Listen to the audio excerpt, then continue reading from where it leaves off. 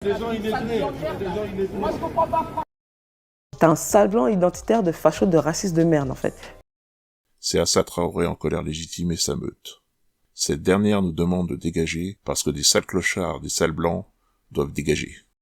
Le blanc, c'est le mal incarné, le colonisateur, le voleur de ressources, l'esclavagiste du passé. Il est odieux, sale, porte des idées nauséabondes. Eux, ils vont récupérer la petite blanche. Genre, il n'y a rien de politique dans l'assassinat de Lola. Le seul truc qui est politique, c'est que c'est une Arienne. Alors tout d'abord, je tiens à dire qu'on ne représente pas la France telle qu'elle est, parce que si on représentait la France telle qu'elle est, on aurait toujours 5% de femmes dans les dans les expertes. Pardon de dire ça comme ça, mais on essaie de représenter la France telle qu'on voudrait qu'elle soit. Voilà une idée intéressante.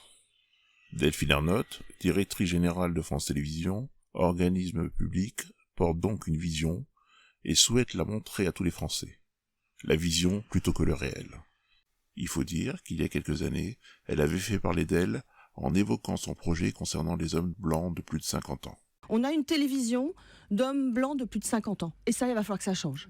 S'en était suivi un grand ménage au sein de France Télévisions. Mais est-elle la seule à vouloir montrer une réalité qui n'existe pas, en tout cas pas dans cette mesure? Penchons-nous sur les publicités qui nous sont proposées depuis 2-3 ans, et essayons d'y trouver une récurrence. Nous avons retenu seulement quelques-unes des centaines de publicités qui ont été proposées dans le paysage médiatique.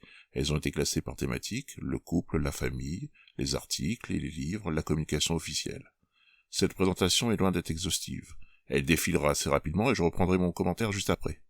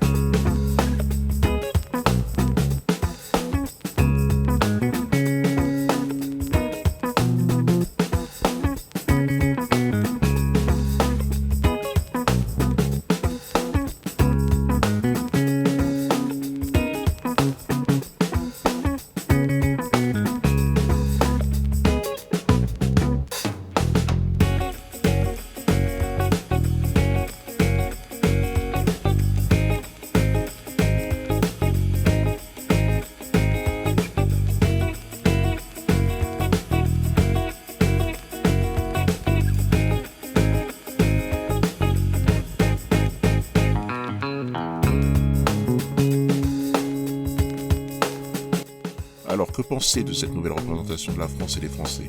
L'homme blanc aurait-il disparu du paysage médiatique? Absolument pas. Un traitement particulier lui est réservé. Je vous en laisse juge.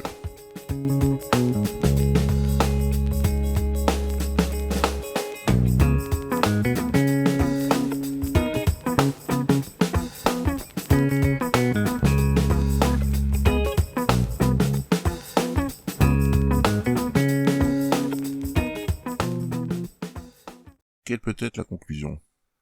L'homme blanc doit-il être frappé par le glaive vengeur de l'homme racisé qui prendrait sa revanche? Sa revanche sur quoi, au fait? Et en passant, revenons sur ce thème de racisé qui s'impose un peu partout. Nous constatons qu'il est un mot valise pour désigner en particulier l'homme noir. Serait-ce que les autres seraient des non-racisés, à savoir qu'ils n'auraient pas de race? Je laisse cette question à votre réflexion. Quant à la femme noire, elle a quasiment disparu de cette équation. Poursuivons.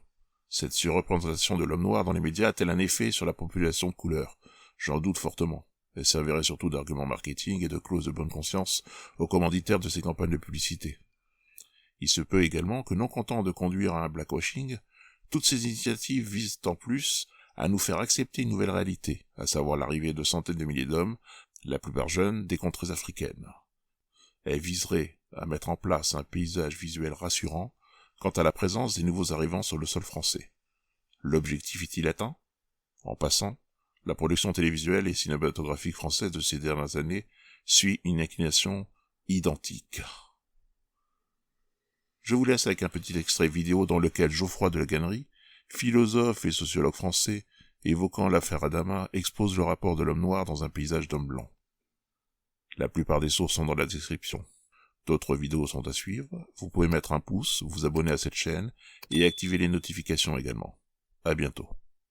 Pourquoi est-ce que la police voit un noir qui court comme quelque chose à attraper? Quel type de représentation ils ont du corps noir? L'argument, c'est que le corps noir libre qui court est une agression contre le moi blanc, contre la suprématie blanche sur l'espace public, qu'il est vu comme une agression et que par conséquent l'attaquer est vu comme une défense. Et que le moi qui se défend, c'est le moi blanc contre l'agression que représente un corps noir libre, un corps noir qui s'échappe.